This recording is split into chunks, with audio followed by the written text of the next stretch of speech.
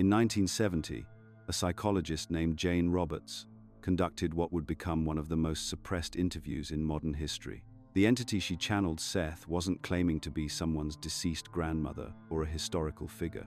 Seth presented himself as a consciousness that had never inhabited human form, speaking from what he called the between-life dimension.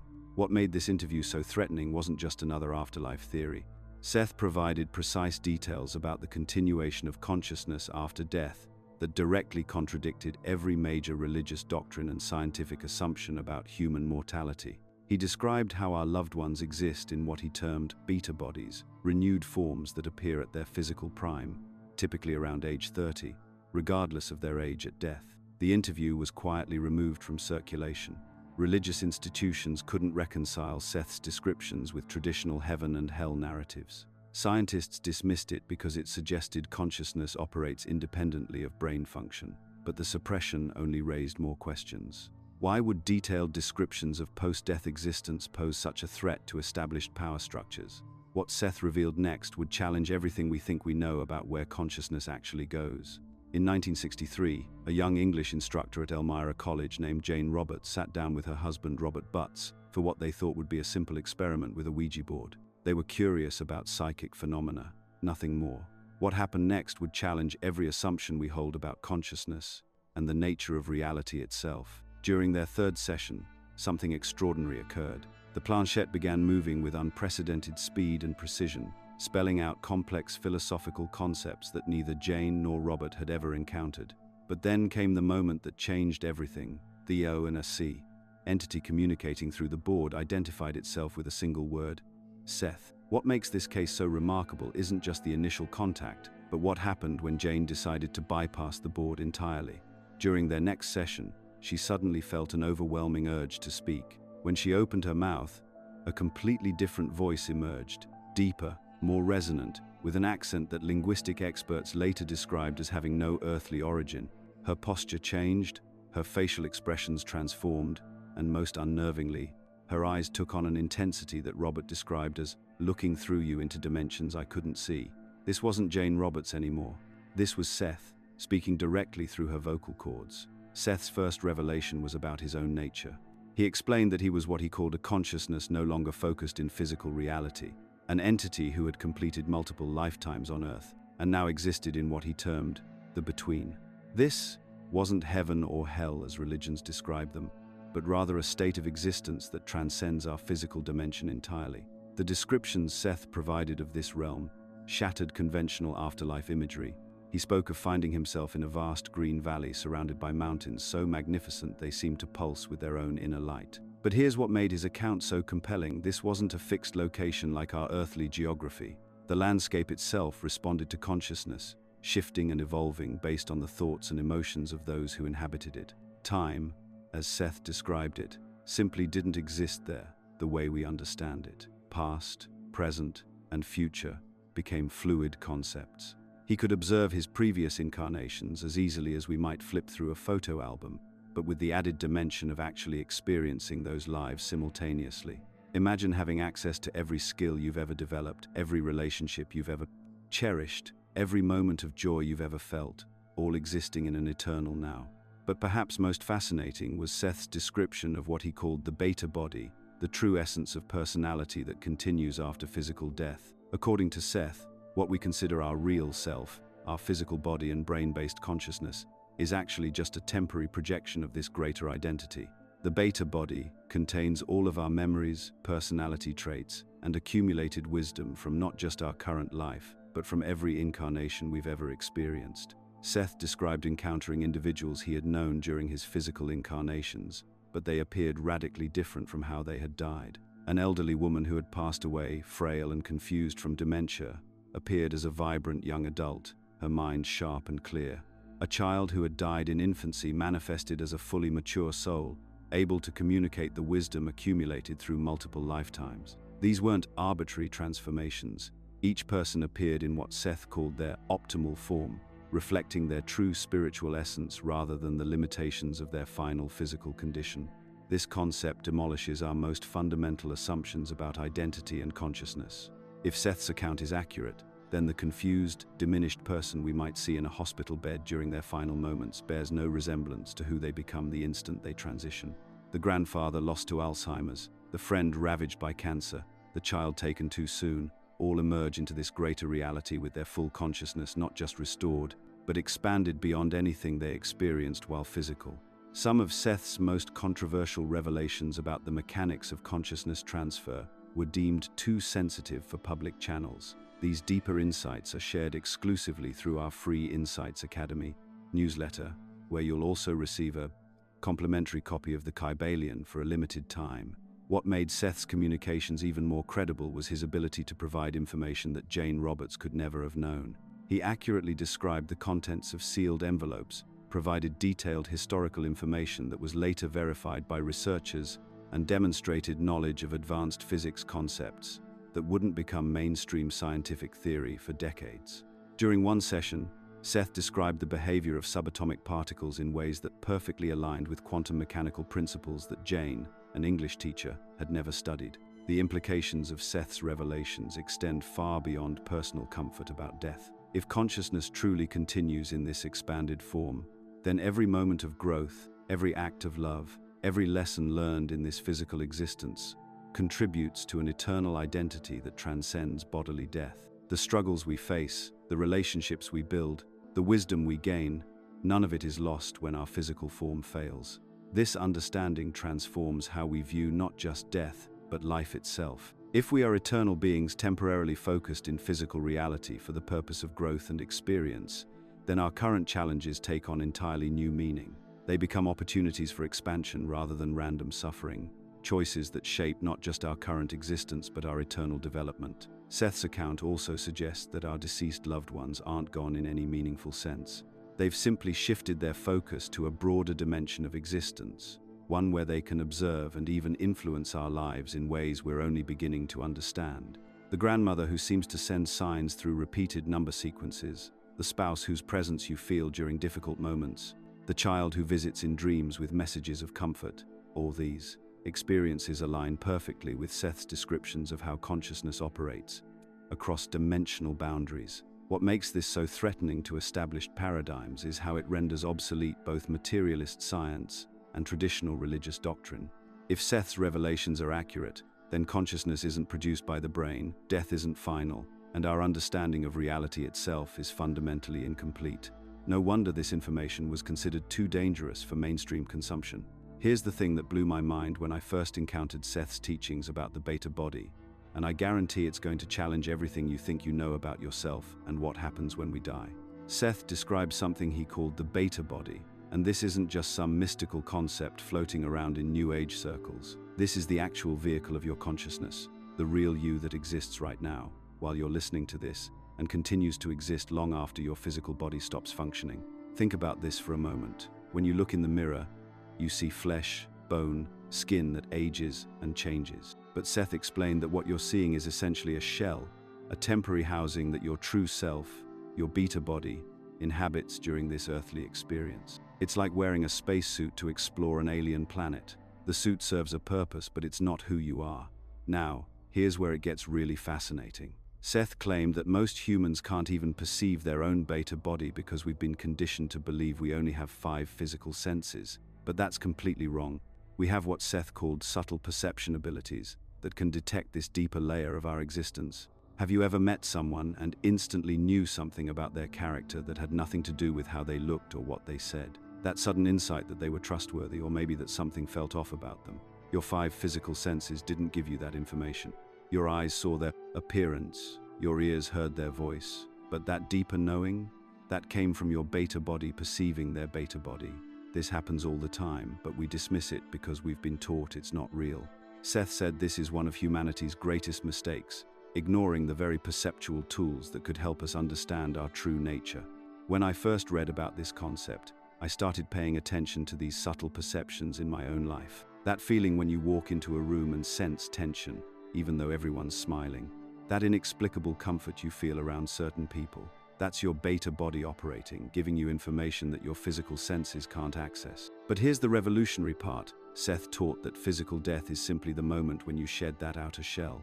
The real you, the beta body, continues completely unchanged. It's like taking off a heavy coat at the end of winter.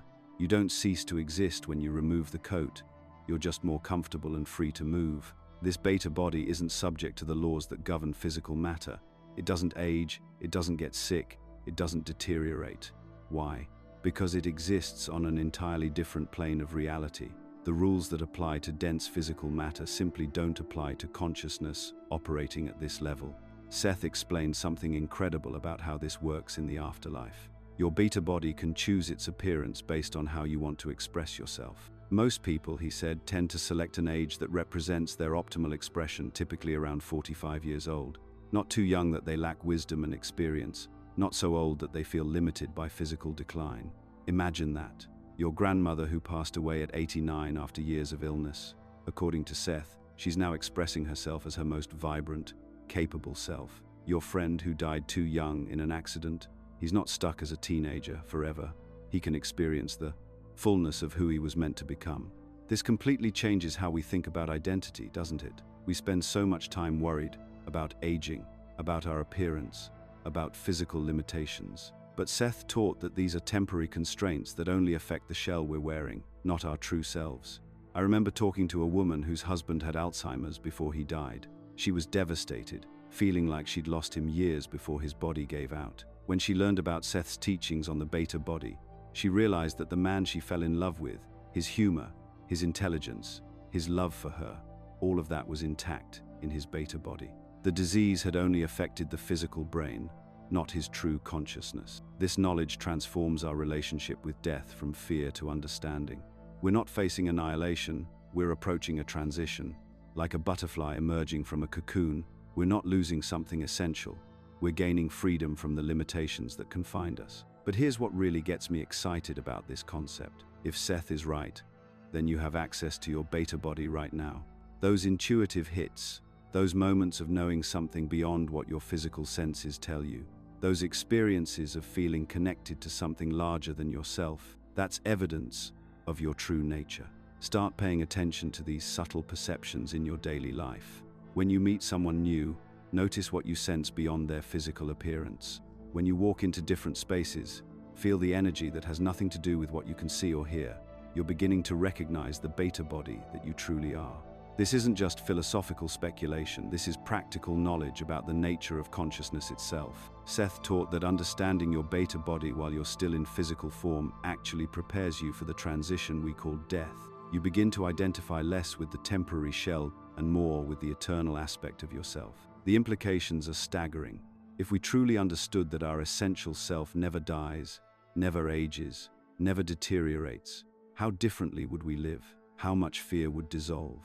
How much more freely would we love, knowing that our connections with others continue beyond physical existence? This is just the beginning of what Seth revealed about the nature of consciousness and survival after death. One of the most fascinating aspects of Seth's communications about the afterlife centers on a simple but profound observation: no one ages there.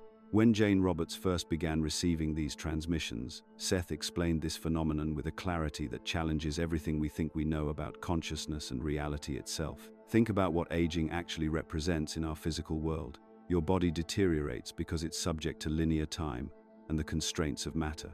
Cells divide, DNA degrades, entropy increases. But Seth revealed something remarkable. Aging is purely a physical phenomenon, tied exclusively to the limitations of matter and time. And here's the crucial point. Consciousness in its pure form isn't constrained by either of these forces. During one particularly detailed session, Seth described how the afterlife environment operates under completely different laws. Instead of biological processes determining your experience, thought and intention literally shape your reality. This isn't metaphorical. Seth explained that in the afterlife, your consciousness directly manifests your form and experience without the intermediary of physical matter. The implications are staggering. Seth described how people who had died at advanced ages could appear as they did in their 20s, 30s, or any age they chose. More fascinating still, they could change their apparent age at will.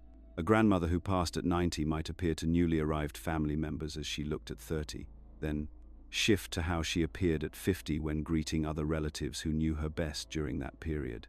This ability exists because their existence is no longer bound by linear time or biological decay.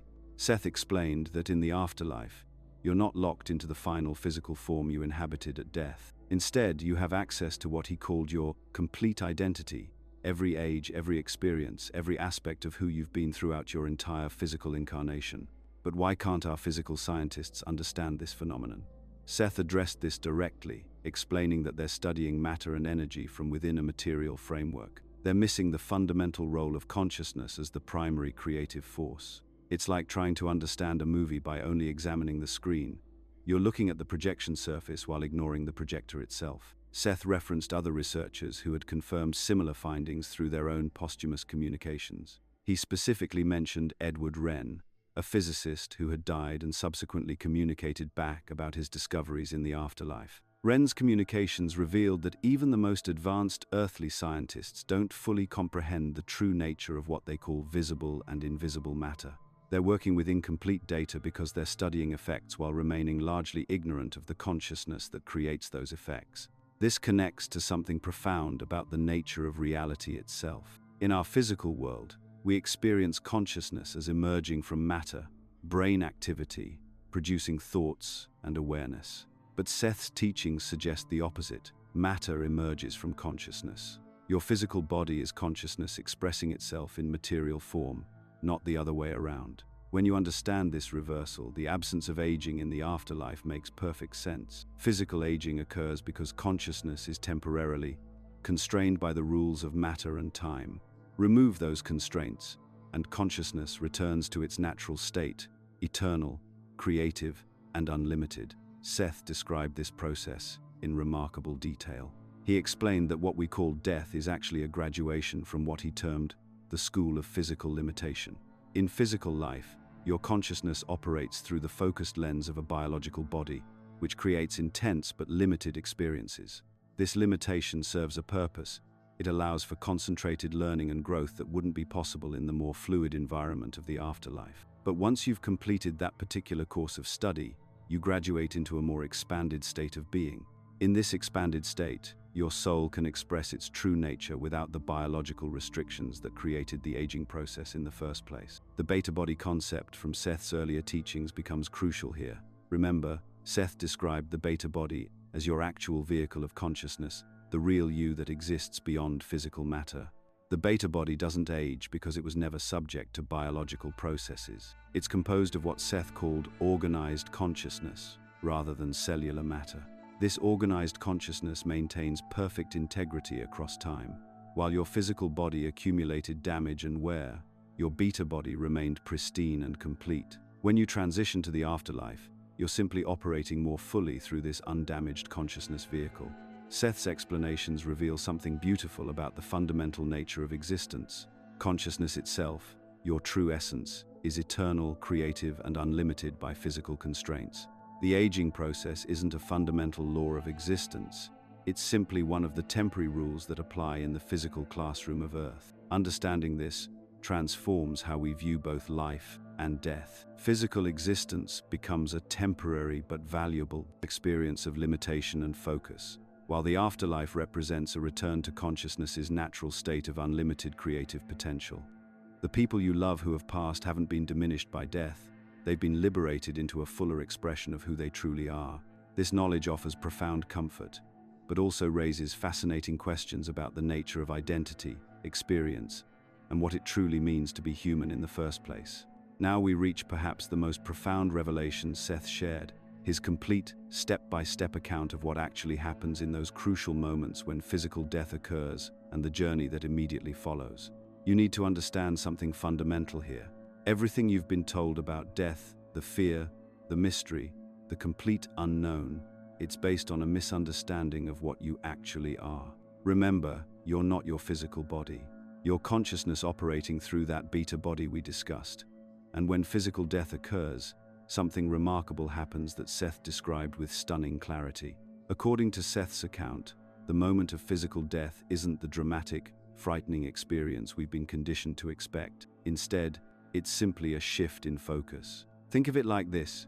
You know how when you're deeply absorbed in a book, you're not really aware of your physical surroundings? Your consciousness is focused elsewhere, even though your body is still sitting in that chair. Death is similar, except instead of shifting focus from your surroundings to a book, You're shifting focus from your physical body to your beta body. Seth described this transition as often accompanied by an immediate sense of relief, particularly for those who had been suffering from illness or pain. The beta body, as we explored earlier, doesn't age or deteriorate. So imagine someone who had been battling cancer, struggling with each breath, suddenly finding themselves completely free from that physical burden. The relief, Seth explained, is often the first emotion experienced. But here's where it gets truly fascinating. Seth's account reveals that immediately after this transition, the newly deceased person typically finds themselves hovering above their physical body. Now, you might expect this to be terrifying, seeing your own lifeless form below you, but Seth describes something entirely different. Instead of fear, there's usually a sense of calm curiosity. It's like finally understanding a puzzle you'd been trying to solve your entire life. This makes perfect sense when you consider what we discussed about consciousness and the beta body. You're not looking down at yourself, you're looking down at the vehicle you were operating. It's similar to stepping out of a car you've been driving and looking back at it. You don't feel like you've lost part of yourself. You simply recognize it as the tool you were using for that particular journey. From this vantage point, Seth explained, the person often observes the immediate aftermath, perhaps medical personnel working on the body, family members grieving, the various activities surrounding their death. But there's a detachment to it, not cold or uncaring, but rather like watching a movie in which you're no longer a participant. Then comes what Seth described as the journey through emptiness, a transitional state where time has no meaning. This isn't the void or nothingness that materialists imagine. Instead, it's more like a decompression chamber where the consciousness adjusts to operating without physical constraints. Think about this logically. You've spent decades, maybe an entire lifetime, operating through a physical body with all its limitations. You've been accustomed to moving through space sequentially, experiencing time linearly, processing information through physical senses. The beta body operates entirely differently. It responds to thought and emotion, moves through dimensions we can't even comprehend while physical, and processes information in ways that would overwhelm a brain-based consciousness. This transitional period allows for that adjustment. Seth described it as a space of profound peace, where the soul begins to remember its true nature. It's not unlike the feeling you might have when you finally arrive home after a long, difficult journey, that moment of settling in, of remembering who you are when you're not struggling through challenges. And then comes the arrival that Seth described in detail, finding oneself in what he called a green valley surrounded by mountains. But this isn't just scenic description. This environment, according to Seth, is specifically designed to provide comfort and familiarity to the newly arrived consciousness. The landscape itself responds to the soul's need for beauty and peace. Here's where Seth's account becomes deeply moving. As the person becomes aware of this new environment, they begin to see figures approaching, deceased loved ones coming to welcome them. But Seth emphasized something crucial about these greeters. They don't appear as they were at the moment of their own deaths. Instead, they appear in their optimal form. Picture this scenario Seth described. A young man who dies in an accident is welcomed by his grandmother, who had passed away years earlier after a long illness. But the grandmother who greets him isn't the frail, exhausted woman he remembered from her final days. Instead, she appears as she was in her prime, vibrant, healthy, her face radiant with joy and love. She looks exactly like herself, but without the traces of suffering or years of physical wear. This makes perfect sense when you understand the beta body's nature.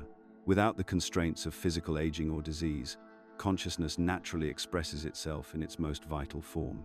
It's not that these loved ones are putting on an act or creating an illusion. They're simply appearing as they truly are when freed from physical limitations. The recognition, Seth explained, is immediate and profound. There's no confusion or doubt. The connection between souls transcends physical appearance anyway.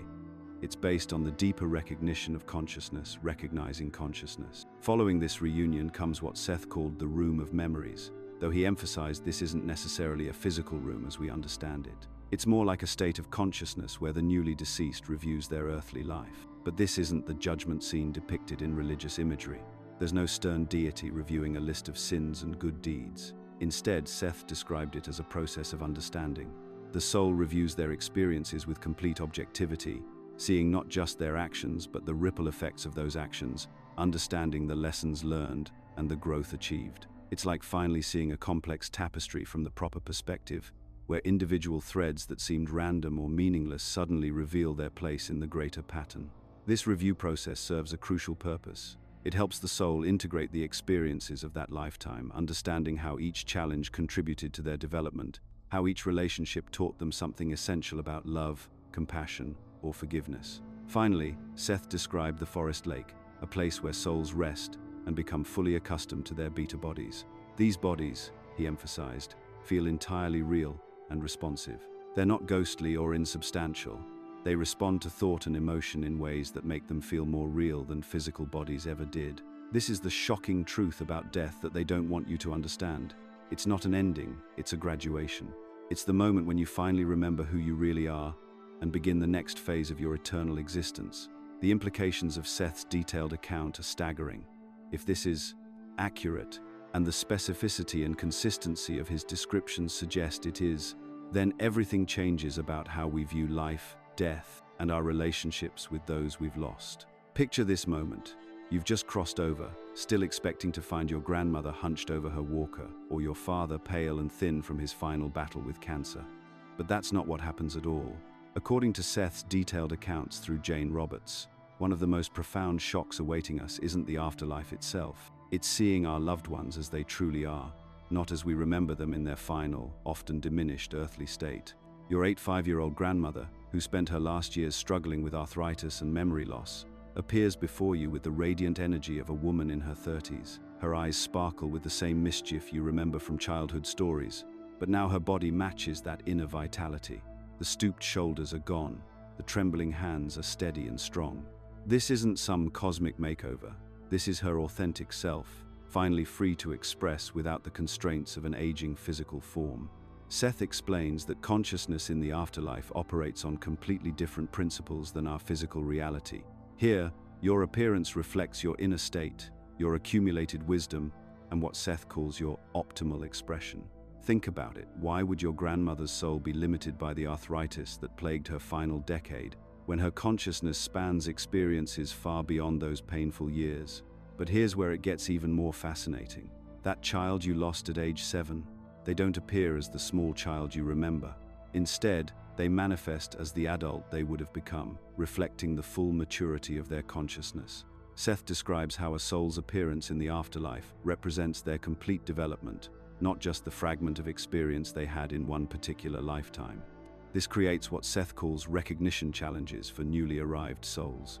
You're looking for your father as he appeared in his hospital bed, but he's standing before you as the vibrant man he was at 35, or perhaps as an even more refined version that incorporates wisdom from experiences you never shared with him on Earth. One particularly moving account Seth shares involves a woman who crossed over expecting to find her husband as the confused, diminished man Alzheimer's had made him in his final years.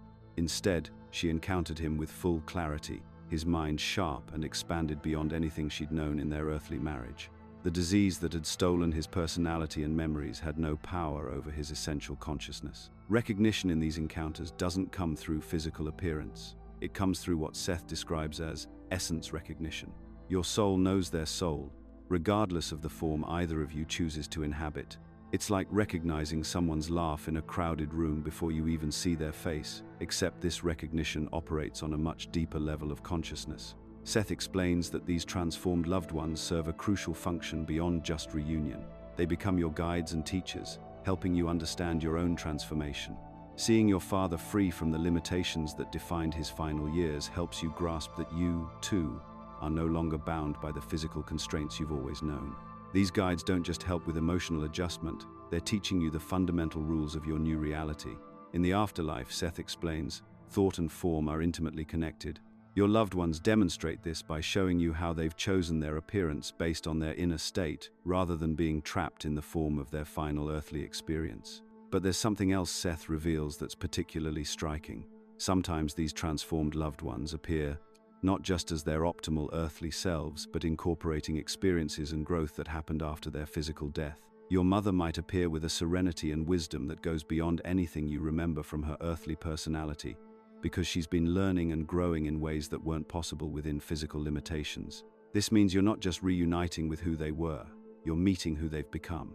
It's like encountering an old friend after they've traveled the world and gained perspectives you never could have imagined. The core essence remains familiar, but the expression has expanded and evolved. Seth also describes how these encounters help newly deceased souls understand the malleable nature of identity itself. When you see your grandfather appearing as a vigorous 40-year-old instead of the frail 90-year-old who passed away, you begin to grasp that age, physical limitation, and even personality traits you thought were fixed are actually much more fluid than you ever realized. The emotional impact of these meetings goes beyond joy and relief. There's often a period of adjustment, almost like culture shock, as newly arrived souls recalibrate their understanding of identity and form. You're simultaneously overjoyed to see loved ones free from suffering and grappling with the realization that everything you thought you knew about the nature of existence was just the tip of the iceberg. If you're finding these revelations as mind-expanding as I am, make sure you're subscribed. We're just getting started with Seth's most profound insights about consciousness beyond death. What Seth makes clear is that these transformed loved ones aren't putting on an act or choosing their appearance arbitrarily. They're finally able to express their authentic selves without the limitations imposed by physical reality. The grandmother who appears young and vibrant isn't pretending. She's showing you who she really is when not constrained by an aging body. This is why Seth emphasizes that death isn't an ending but a liberation, a return to a more authentic state of being where consciousness can express itself without the heavy limitations of physical form. Now, here's where Seth's teachings get truly remarkable, and honestly, a bit unsettling. When we left our loved ones in the previous section, we discovered they appear transformed, not as the aged or suffering versions we remember from their final days. But Seth goes much deeper into explaining exactly how this transformation works, and it's nothing like what traditional religion teaches us. According to Seth, the moment consciousness separates from physical form, something extraordinary happens. Without the dense matter of our bodies acting as a filter, the soul's true spiritual condition becomes immediately visible. Think about it, during physical life, someone could be consumed by anger, resentment, or fear internally, yet still maintain a pleasant outward appearance. The physical body acts like a mask, hiding our inner spiritual state from others and sometimes even from ourselves. But in the afterlife, that mask is gone completely. Seth explains that souls initially appear exactly as their inner development dictates. Those who lived authentically, who resolved their conflicts and maintained harmony between their actions and values, typically manifest as vibrant, youthful, and radiant beings. Their appearance reflects the health of their consciousness, clear, bright, and full of energy. It's not about physical age at death, but about spiritual maturity and inner peace achieved during earthly existence. However, and this is where it gets challenging, souls who departed with significant unresolved conflicts, deep-seated resentments, or patterns of self-destruction don't immediately transform into peaceful beings. Instead, they initially appear in forms that accurately reflect their spiritual turmoil. Seth described encountering souls who appeared fragmented, dim, or even distorted, not because they were being punished, but because consciousness itself was still carrying the weight of unhealed emotional and spiritual debris.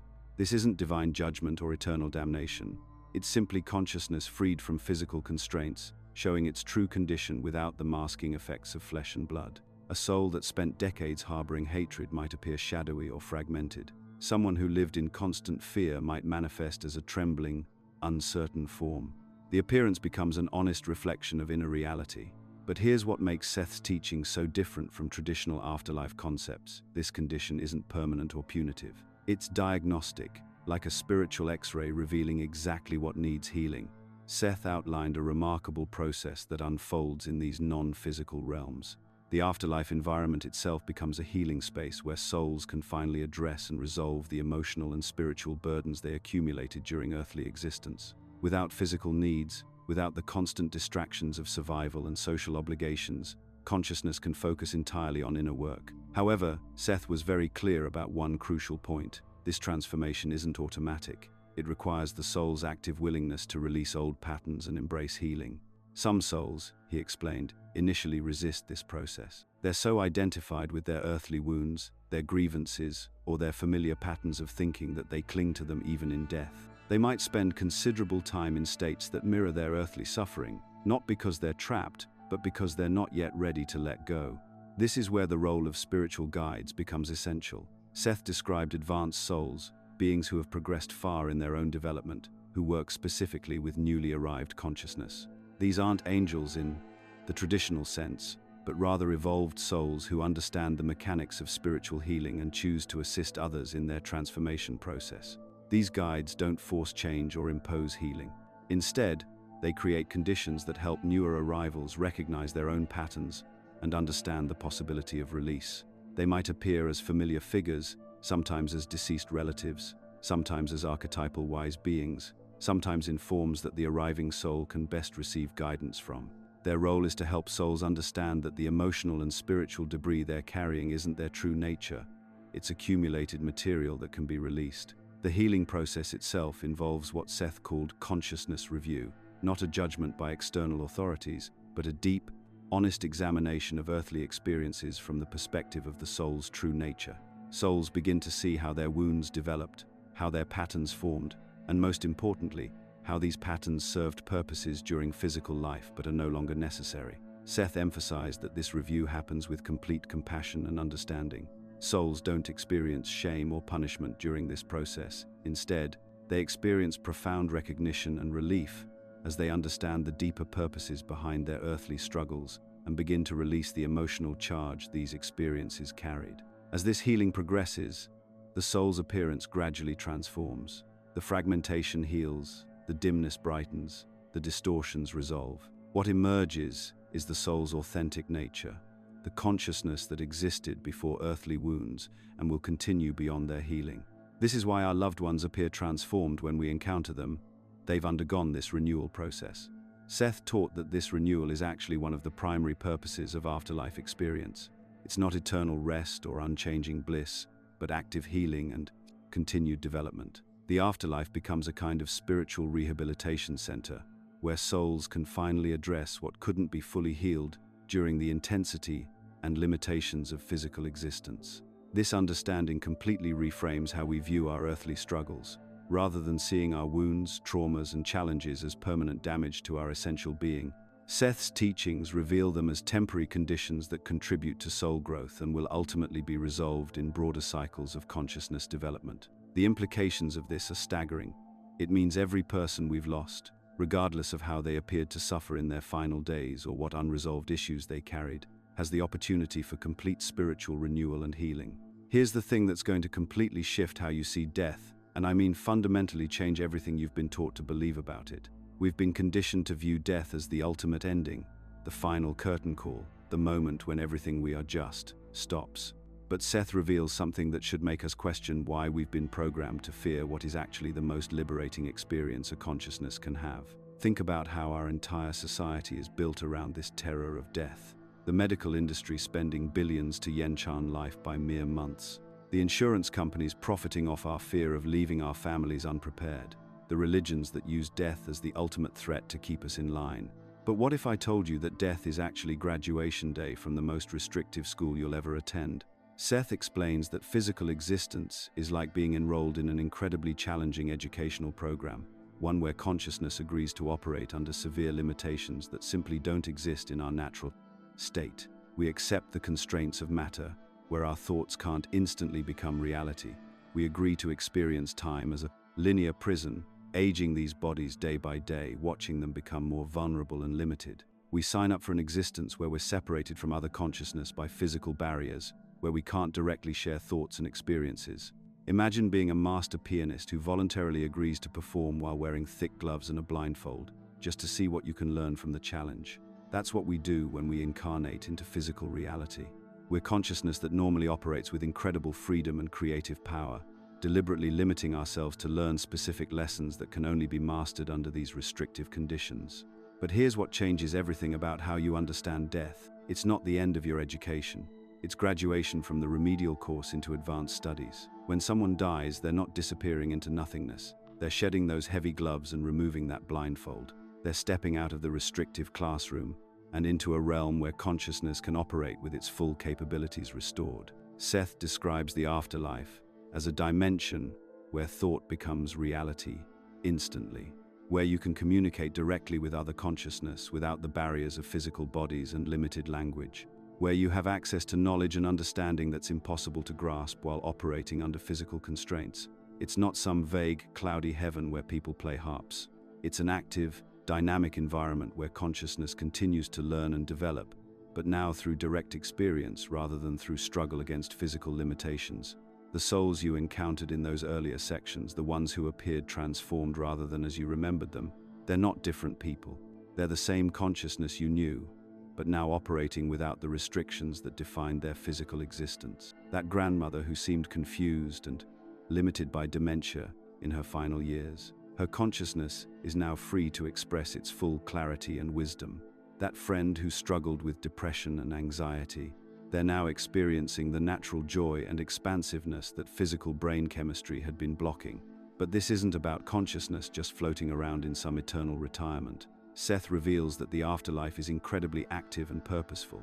Souls continue to learn and grow, but now they can explore concepts and experiences that are impossible in physical reality. They can study the nature of consciousness itself. They can work directly with energy and thought forms. They can collaborate with other souls on projects that span multiple dimensions and time periods.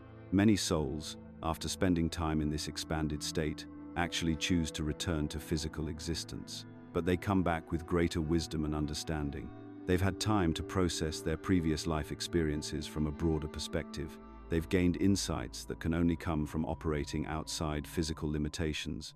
They return not because they have to, but because they've identified specific lessons or experiences they want to explore further within the unique constraints of physical reality. This completely transforms how we should view death, both our own and that of our loved ones. Instead of seeing it as a tragic ending, we can understand it as a natural transition into expanded existence. The grief we feel when someone dies isn't just about missing them. According to Seth, much of our pain comes from our ignorance about what they're actually experiencing. We're mourning their loss while they're celebrating their liberation. Consider how this changes your relationship with your own mortality. Instead of dreading death as the ultimate failure, you can begin to see it as the next phase of your development. The physical challenges you're facing now, the limitations, the struggles, the seemingly impossible problems, these are all part of the curriculum you're working through. Death isn't failing out of school, it's graduating to the next level. This doesn't mean we should be reckless with physical life or eager to leave before our natural time. Seth emphasizes that we incarnate with specific purposes and lessons to complete. But understanding death as transition rather than termination removes the paralyzing fear that keeps us from living fully while we're here. Your loved ones who have died aren't gone, they've graduated. They're continuing to learn and develop, but now with capabilities and freedoms that were impossible during their physical existence. They can perceive you and your life in ways that transcend physical limitations. They understand your struggles from a broader perspective, and they're rooting for your success in completing your own physical education. When you truly grasp this, death stops being the enemy and becomes simply the next adventure. The consciousness you are, the real you that's been operating under physical constraints, continues on with expanded awareness and capabilities. If this perspective on death as graduation rather than ending resonates with you, let me know in the comments. We're about to explore something even more profound, how this understanding changes everything about how you should be living right now. When you examine Seth's revelations alongside centuries of similar accounts, a startling pattern emerges. These aren't isolated claims from a single source. They're consistent reports spanning different cultures, time periods, and belief systems. Yet somehow, this evidence remains largely suppressed or dismissed by our most powerful institutions. Take Emanuel Swedenborg, the 18th century scientist and mystic who described detailed journeys through what he called the spiritual world. His accounts of consciousness surviving bodily death and continuing its development in hundreds sayings. Non-physical realms mirror Seth's teachings with remarkable precision. Swedenborg wrote about souls choosing their experiences, about the malleable nature of reality beyond physical form, and about the ongoing evolution of consciousness after death. This was 3 centuries before Jane Roberts ever channeled Seth. Or consider the work of researchers like Edward Wren, whose scientific investigations into consciousness survival have produced compelling evidence that awareness continues beyond brain death. Through rigorous documentation of near-death experiences, out-of-body phenomena, and verified communications from deceased individuals, scientists like Wren have built a substantial body of research supporting exactly what Seth describes. Yet this work remains marginalized, relegated to fringe journals and alternative conferences. The consistency across these independent sources suggests we're dealing with genuine phenomena rather than wishful thinking or cultural mythology. When a Swedish scientist in the 1700s, a disembodied entity speaking through a 20th century American woman, and contemporary researchers using modern scientific methods all describe similar mechanics of consciousness survival. It becomes difficult to dismiss these accounts as mere coincidence or delusion. So, why isn't this information taught in universities? Why don't major media outlets report on consciousness research? Why do religious institutions often discourage direct spiritual experiences in favor of faith-based belief systems? The answer lies in understanding what these revelations threaten. Religious establishments have spent centuries building authority structures based on the premise that they alone possess the keys to salvation and afterlife knowledge. If Seth's teachings are accurate, if individuals can directly access information about consciousness, survival, and spiritual development, then the monopoly these institutions hold over life's ultimate questions begins to crumble. When people realize they don't need intermediaries to understand their spiritual nature or to prepare for what comes after death, traditional religious authority loses much of its power. The scientific establishment faces an equally significant challenge. Modern academia is built on materialist assumptions, the belief that consciousness is merely a byproduct of brain chemistry, that physical matter represents the only real reality, and that death marks the absolute end of individual awareness. Seth's teachings don't just contradict these assumptions, they demolish the entire philosophical foundation upon which contemporary science operates. If consciousness can exist independently of physical brains, if reality is fundamentally mental rather than material, if individual awareness continues and evolves beyond bodily death, these possibilities force us to reconsider everything we think we know about the nature of existence itself. For institutions that have invested decades building careers and reputations on materialist paradigms, acknowledging such possibilities represents professional suicide. Seth addresses this resistance directly, explaining that humans often reject information that challenges their fundamental beliefs about reality, regardless of the evidence supporting it. He points out that people would rather maintain familiar worldviews, even limiting ones, than face the uncertainty of radically expanding their understanding of existence. But there's another layer to this suppression that's perhaps even more significant. Seth's revelations don't just challenge institutional authority, they fundamentally empower individuals. When you understand that consciousness survives death, that you're responsible for creating your own experiences both in this life and beyond, that spiritual development happens through personal choice and effort rather than external salvation, everything changes. Your priorities shift dramatically. Instead of focusing primarily on accumulating material wealth or achieving social status, things that become meaningless at death, you begin investing in consciousness development, in understanding the creative power of your thoughts and beliefs, in taking responsibility for the reality you're creating moment by moment. This represents a profound threat to systems that depend on people remaining focused on external goals and authorities. Consumer culture thrives when people believe material possessions will bring happiness. Political systems maintain control when citizens look to external leaders for solutions to life's challenges. Religious institutions preserve power when followers depend on them for spiritual guidance and salvation. Seth's teachings suggest a different path entirely, one where individuals take primary responsibility for their own spiritual evolution, where death loses its terror because it's understood as transition rather than termination, where the focus shifts from external achievement to internal development. Consider how different society might look if everyone understood that consciousness continues beyond death, that our thoughts and beliefs literally create our experienced reality, that we're eternal beings temporarily focused in physical form for specific learning purposes. Such knowledge would revolutionize education, healthcare, politics, economics, virtually every aspect of human civilization. Perhaps this explains why evidence for consciousness survival remains suppressed despite mounting scientific support. It's not just about protecting institutional authority, it's about maintaining entire systems that depend on people remaining unaware of their true spiritual nature and creative power. The question becomes, are you ready to explore these possibilities for yourself, regardless of what established authorities might prefer you believe? Because ultimately, your own direct experience matters more than any institution's official position on the nature of consciousness and death. Understanding that your consciousness survives physical death fundamentally changes everything about how you approach your current life. When you truly grasp Seth's revelations about the beta body and the continuity of awareness, you stop seeing aging, illness, and physical limitations as existential threats. Instead, they become temporary conditions affecting only your current physical vehicle, not your essential being. Think about how differently you'd approach a health diagnosis if you knew with certainty that your consciousness remains intact regardless.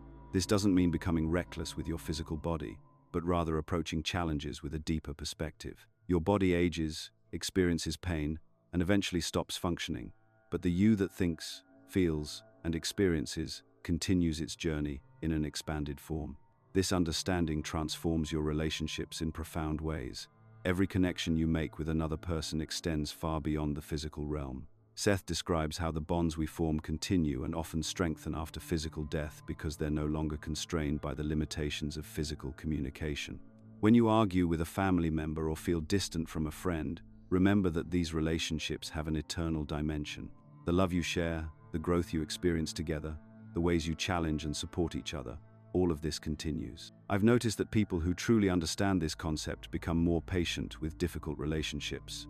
They realize that the person causing them frustration is also an eternal being on their own journey of development. This doesn't mean accepting harmful behavior, but it does create space for forgiveness and understanding that wouldn't otherwise exist. Seth emphasizes that spiritual development during physical life directly influences your experience after death. The character traits you develop, the wisdom you gain, the love you cultivate, these become the foundation for your continued existence. This isn't about following religious rules or performing rituals, but about the authentic development of your consciousness. Consider how this changes your priorities.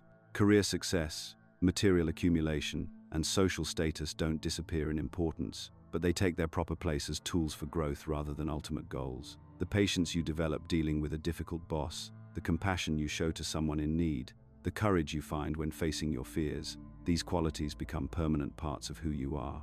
This knowledge brings real responsibility. Seth makes clear that your thoughts, actions, and spiritual condition matter not just for earthly success, but for your continued development beyond physical death. You can't simply coast through life assuming that death erases all consequences. The habits of thought you develop, the emotional patterns you reinforce, the ways you treat others, all of this shapes who you become and influences your experience in the afterlife. But this responsibility isn't a burden when you understand it correctly. It's empowering to know that every day offers opportunities for genuine growth that has lasting significance. The kindness you show to a stranger, the effort you make to overcome a personal weakness, the moments when you choose love over fear, these aren't just nice gestures that disappear when your body dies. They become integral parts of your developing consciousness. Seth teaches about living authentically and in harmony with your true nature. Most people spend enormous energy trying to be someone they think they should be rather than discovering and expressing who they actually are. When you understand that your consciousness continues after death, you realize that pretending to be someone else is ultimately futile. The real you is what survives, so developing and expressing your authentic self becomes a crucial preparation for your eventual transition. This doesn't mean indulging every impulse or avoiding all social responsibilities. Rather, it means finding ways to express your genuine nature while contributing positively to the world around you. The artist who finally starts creating, the natural teacher who begins sharing their knowledge, the person with healing abilities who learns to use them, these represent alignment between authentic self-expression and spiritual development. Understanding consciousness survival dramatically reduces fear and anxiety about death while increasing appreciation for the unique opportunities available in physical existence. Physical life offers experiences that aren't possible in other states of consciousness. The intensity of physical sensation, the challenge of working with material limitations, the specific types of growth that come from dealing with time constraints and bodily needs. These are valuable experiences that contribute to overall consciousness development. Seth explains that earthly challenges serve as concentrated opportunities for growth. Financial difficulties can develop resourcefulness and empathy. Health problems can teach patience and reveal what truly matters. Relationship conflicts can foster communication skills and emotional maturity. When viewed from the perspective of eternal consciousness development, even painful experiences take on new meaning as potential catalysts for growth. This perspective guides decision-making in practical ways. When facing major choices, you can ask yourself not just, what will make me happy now? Or, what will bring material success? But also, what will contribute to my consciousness development? And what will help me express my authentic nature while serving others? Sometimes these different considerations align perfectly. Other times they create tension that requires careful consideration. The key is including the spiritual dimension in your decision-making process, rather than treating it as separate from practical pieces, concerns. Perhaps most importantly, Seth's revelations reveal death as a natural progression in consciousness development, rather than something to fear. Your loved ones who have passed haven't disappeared. They've graduated to an expanded form of existence where they continue growing and developing. They maintain their essential personality and their connections to you, but they're no longer limited by physical constraints. This understanding changes grief from hopeless loss to temporary separation. The pain of missing their physical presence remains real, but it's tempered by knowing that they continue their journey and that your connection with them transcends physical death. Many people report sensing the presence of deceased loved ones or receiving what seem like communications from them. Seth's teachings provide a framework for understanding these experiences as genuine rather than wishful thinking. Your immortal journey is happening right now. Every day you're developing the consciousness that will continue after your physical death. Every choice you make, every relationship you nurture, every challenge you face with courage and wisdom contributes to who you're becoming. Death isn't an ending to fear, but a transition to anticipate as the next phase of your continuing development. The most profound realization is that you're not just a temporary arrangement of matter that briefly achieves consciousness before dissolving back into nothingness. You're an eternal being currently having a physical experience, developing qualities and capabilities that will serve you throughout your continued existence. This knowledge transforms everything about how you approach your current life, making every moment an opportunity for growth that has lasting significance. If this video resonated with you, let us know by commenting, "I understood it."